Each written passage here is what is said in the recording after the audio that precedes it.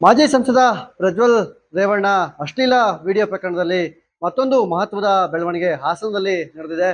ಈ ಪ್ರಕರಣದಲ್ಲಿ ವಿಡಿಯೋ ಹಂಚಿಕೆಯ ಆರೋಪದ ಹಿನ್ನೆಲೆಯಲ್ಲಿ ಸುಮಾರು 39 ಜನರ ವಿರುದ್ಧವಾಗಿ ಈಗ ಹಾಸನದ ಪೊಲೀಸರು ಹಾಸನದ ಸಿವಿಲ್ ನ್ಯಾಯಾಲಯಕ್ಕೆ ಚಾರ್ಜ್ ಶೀಟ್ ಅನ್ನು ಕೂಡ ಸಲ್ಲಿಸಿದ್ದಾರೆ. ಹಾಸನದಲ್ಲಿ ನಡೆದಂತ ಈ ಒಂದು ದೊಡ್ಡ ಘಟನೆಯಲ್ಲಿ ಇದೀಗ ಚಾರ್ಜ್ ಶೀಟ್ ಕೂಡ ಸಲ್ಲಿಕೆ ಆಗಿದೆ. ಹಾಸನದ ಸಿವಿಲ್ ನ್ಯಾಯಾಲಯದಲ್ಲಿ ಈಗ 39 ಜನರ ವಿರುದ್ಧವಾಗಿ ಈಗ ಚಾರ್ಜ್ ಶೀಟ್ ಅನ್ನು ಕೂಡ ಸಲ್ಲಿಕೆ ಆಗಿದೆ. ಇವರ ವಿರುದ್ಧವಾಗಿ ವಿಚಾರಣೆ ಕೂಡ ಈಗ ಪ್ರಾರಂಭ ಆಗುವ ಹಂತಕ್ಕೆ ತಲುಪಿದೆ. ಏನು ಕಳೆದ ಬಾರಿ ಲೋಕಸಭಾ ಚುನಾವಣೆಯ ಸಂದರ್ಭದಲ್ಲಿ ಇದೊಂದು ಮಹತ್ವದ ಘಟನೆ ಹಾಸನ ಮಾತ್ರ ಅಲ್ಲ, ಇಡೀ ರಾಜ್ಯದಲ್ಲೇ ತಲ್ಲಣವನ್ನು ಎಬ್ಬಿಸಿತ್ತು. ಕಾಂಗ್ರೆಸ್ ಮತ್ತು ಬಿಜೆಪಿ ಜೆಡಿಎಸ್ ನ ರಾಜಕೀಯ ವಲಯದಲ್ಲಿ ಈ ವಿಚಾರ ಭಾರಿ ಚರ್ಚೆ ಆಗಿತ್ತು. ಅದಲ್ಲದೆ ಕಳೆದ ಬಾರಿ ಚುನಾವಣೆಯಲ್ಲಿ ಫಲಿತಾಂಶದಲ್ಲೂ ಕೂಡ ಈ ಒಂದು ವಿಡಿಯೋ ಸಾಕಷ್ಟು ಬೆಳವಣಿಗೆಗೂ ಕೂಡ ಪಾತ್ರ ಆಗಿತ್ತು. ಆದ್ರೆ ಈಗ ಮತ್ತೊಂದು ಕಡೆ ನೋಡೋದಾದ್ರೆ ಪ್ರಜ್ವಲ್ ರೇವಣ್ಣ ಅವರು ಈ ಪ್ರಕರಣದಲ್ಲಿ ಜೀವಾವಧಿ ಶಿಕ್ಷೆಯನ್ನು ಕೂಡ ಅನುಭವಿಸುವಂತ ಶಿಕ್ಷೆ ಕೂಡ ಪ್ರಕಟ ಆಗಿತ್ತು. ಬೆಂಗಳೂರಿನ ಜನಪ್ರತಿನಿಧಿ ನ್ಯಾಯಾಲಯದಲ್ಲಿ ಅವರಿಗೆ ಜೀವಾವಧಿ ಶಿಕ್ಷೆಯಾಗಿ ಅವರೀಗ ಶಿಕ್ಷೆಯನ್ನು ಕೂಡ ಅನುಭವಿಸ್ತಿದ್ದಾರೆ. ಅದರ ನಡುವೆನೇ ಈಗ ವಿಡಿಯೋ ಹಂಚಿಕೆಯನ್ನ ಯಾರ್ಯಾರು ಮಾಡಿದ್ದಾರೆ ಎಂಬಂತ ವಿಚಾರ ಪ್ರಸ್ತಾಪ ಕೂಡ ಆಗ್ಬೇಕಾಗಿತ್ತು. ವಿಡಿಯೋ ಮಾಡ್ಕೊಂಡವ್ರದ್ದು ಎಷ್ಟು ತಪ್ಪಿರುತ್ತೋ ವಿಡಿಯೋನ ಹಂಚಿಕೆ ಮಾಡುವಂಥದ್ದು ಮತ್ತು ಮಹಿಳೆಯರ ಘನತೆಯನ್ನ ಕುಂದಿಸುವಂತಹ ಕೆಲಸವನ್ನು ಮಾಡುವಂಥದ್ದು ಇವೆಲ್ಲವೂ ಕೂಡ ಅಷ್ಟೇ ಕಾನೂನಾತ್ಮಕವಾಗಿ ತಪ್ಪಾಗುತ್ತೆ. ಈ ಹಿನ್ನೆಲೆಯಲ್ಲಿ ಹಾಸನದಲ್ಲಿ SIT ತಂಡವನ್ನ ರಚನೆಯನ್ನ ರಾಜ್ಯ ಸರ್ಕಾರ ಮಾಡಿತ್ತು. ಇದರಿಂದಾಗಿ ಹಾಸನದ ಅಡಿಷನಲ್ ಎಸ್ ಪಿ ಆಗಿರ್ತಕ್ಕಂಥ ತಮ್ಮಯ್ಯನವರ ನೇತೃತ್ವದಲ್ಲಿ ಒಂದು ತಂಡ ಕೆಲಸ ಮಾಡಿತ್ತು. ಈಗಾಗಲೇ ಈ ತಂಡ ಸುಮಾರು 1 ವರ್ಷದ ನಂತರದಲ್ಲಿ ಈಗ ಚಾರ್ಜ್ ಶೀಟ್ ಅನ್ನ ಕೂಡ ಸಲ್ಲಿಕೆ ಮಾಡಿದೆ.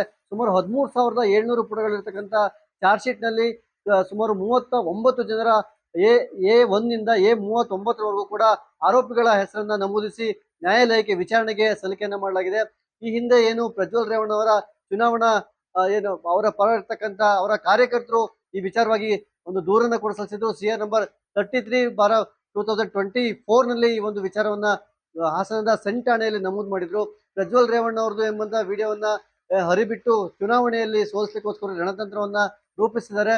ಆದ್ರೆ ಇದು ಮಹಿಳೆಯರ ಘನತೆಗೆ ಧಕ್ಕೆ ತರುತ್ತೆ. ಇವ್ರ ವಿರುದ್ಧವಾಗಿ ನೀವು ಕ್ರಮವನ್ನ ವಹಿಸಬೇಕು ಎಂಬಂತ ವಿಚಾರದಲ್ಲಿ ದೂರನ್ನ ಹಾಸನದ ಸೆಂಟ್ ಪೊಲೀಸ್ ಠಾಣೆಯಲ್ಲಿ ನೀಡಿದ್ರು. ಈ ವಿಚಾರಣೆಯನ್ನ ಬೆನ್ನತ್ತಿದಂತ ಪೊಲೀಸರು ರಾಜ್ಯ ಸರ್ಕಾರದ ಸೂಚನೆ ಮೇರೆಗೆ SIT ತಂಡವನ್ನ ರಚನೆ ಮಾಡಿಕೊಂಡು ಈ SIT ತಂಡದಲ್ಲಿ ಸುಮಾರು 52 ಜನರನ್ನ ದೂರುದಾರರನ್ನಾಗಿ ಏನು 52 ದೂರುದಾರರು ಏನು ಕೊಟ್ಟಿದ್ರು ಅದರಲ್ಲಿ 52 ಜನರನ್ನ ಆರೋಪಿಗಳನ್ನಾಗಿ ತನಿಖೆ ನಡೆಸಿದ್ರು. ಆದ್ರೆ ಸುಮಾರು 39 ಜನರ 52 ಜನರ ಪೈಕಿ 39 ಜನರನ್ನ ಚಾರ್ಜ್ ಶೀಟ್ ನಲ್ಲಿ ನಮೂದು ಮಾಡಲಾಗಿದೆ. ಇನ್ನ 13 ಜನರನ್ನ ಈ ಆರೋಪದಿಂದ ಮುಕ್ತಗೊಳಿಸಲಾಗಿದೆ. ಭಾರಿ ಏನು ದೊಡ್ಡ ವ್ಯಕ್ತಿಗಳು ಈ ಒಂದು ಪ್ರಕರಣದಲ್ಲಿ ಭಾಗಿಯಾಗಿದ್ದಾರೆ ಎಂಬಂತ ಆರೋಪ ಕೇಳಿ ಬಂದಿತ್ತು.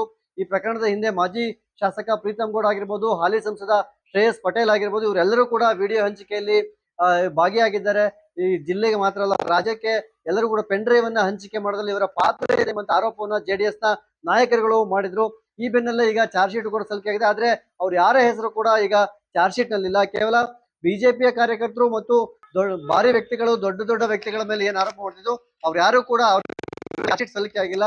ಒಟ್ಟಾರೆಯಾಗಿ ಹಾಸನದಲ್ಲಿ ನಡೆದಂತಹ ಭಾರಿ ಸಂಚಲನ ಮೂಡಿಸುವಂತಹ ಪ್ರಕರಣದಲ್ಲಿ ಮತ್ತು ರಾಜಕೀಯ ವಲಯದಲ್ಲಿ ಇರ್ತಕ್ಕಂಥ ಬಹುದೊಡ್ಡ ಕುಟುಂಬ ದೇವೇಗೌಡರ ಕುಟುಂಬ, ಈ ದೇವೇಗೌಡರ ಕುಟುಂಬದ ವಿರುದ್ಧವಾಗಿ ರಾಜಕೀಯ ವಲಯದಲ್ಲೇ ಒಂದು ಸಂಚಲನ ಮೂಡಿಸಿದಂತ ಈ ಒಂದು ಪ್ರಕರಣ ಈಗ ಇತ್ಯರ್ಥಕ್ಕೆ ಬರುವಂತಹ ಸಾಧ್ಯತೆ ಇದೆ. ಒಂದ್ ಕಡೆ ಪ್ರಜ್ವಲ್ ರೇವಣ್ಣ ಅವರು ಈ ಪ್ರಕರಣಗಳಲ್ಲಿ ಭಾಗಿಯಾಗಿದ್ದಾರೆ, ಮಹಿಳೆಯರಿಗೆ ಸಮಸ್ಯೆಯನ್ನ ಮಾಡಿದರೆ ಅವರಿಗೆ ಏನು ಅತ್ಯಾಚಾರ ಆರೋಪ ಏನಿತ್ತು ಆ ಅತ್ಯಾಚಾರ ಆರೋಪದಲ್ಲಿ ಈಗ ಕೋರ್ಟ್ ನಲ್ಲಿ ಪ್ರೂವ್ ಆಗಿದೆ. ಈ ಹಿನ್ನೆಲೆಯಲ್ಲಿ ಅವರಿಗೆ ಜೀವಾವಧಿ ಶಿಕ್ಷೆಯನ್ನು ಕೂಡ ಈಗಾಗಲೇ ನ್ಯಾಯಾಲಯ ವಿಧಿಸಿದೆ. ಆದ್ರೆ ಇನ್ನೊಂದ್ ಕಡೆ ಏನು ನ್ಯಾಯಾಲಯ ಶಿಕ್ಷೆನ ವಿಧಿಸಿದೆ ಅಷ್ಟೇ ಮಟ್ಟಕ್ಕೆ ಅಷ್ಟೇ ಗಂಭೀರತೆಯನ್ನ ನ್ಯಾಯಾಲಯ ಕೂಡ ಕಾಪಾಡ್ಕೊಳ್ಬೇಕಾಗುತ್ತೆ. ಯಾಕಂತ ಹೇಳಿದ್ರೆ ಮಹಿಳೆಯರ ಮಾನ ಹರಾಜಾಗಿರ್ತಕ್ಕಂಥದ್ದು ಸಮಾಜದಲ್ಲಿ ಯಾರಿಗೆಲ್ಲ ವಿಡಿಯೋವನ್ನ ಹಂಚಿದ್ದಾರೆ ಆ ವಿಡಿಯೋವನ್ನು ನೋಡಿದಂತ ಮಹಿಳೆಯರು ಎಲ್ಲರಿಗೂ ಕೂಡ ಆಘಾತ ಆಗಿದೆ.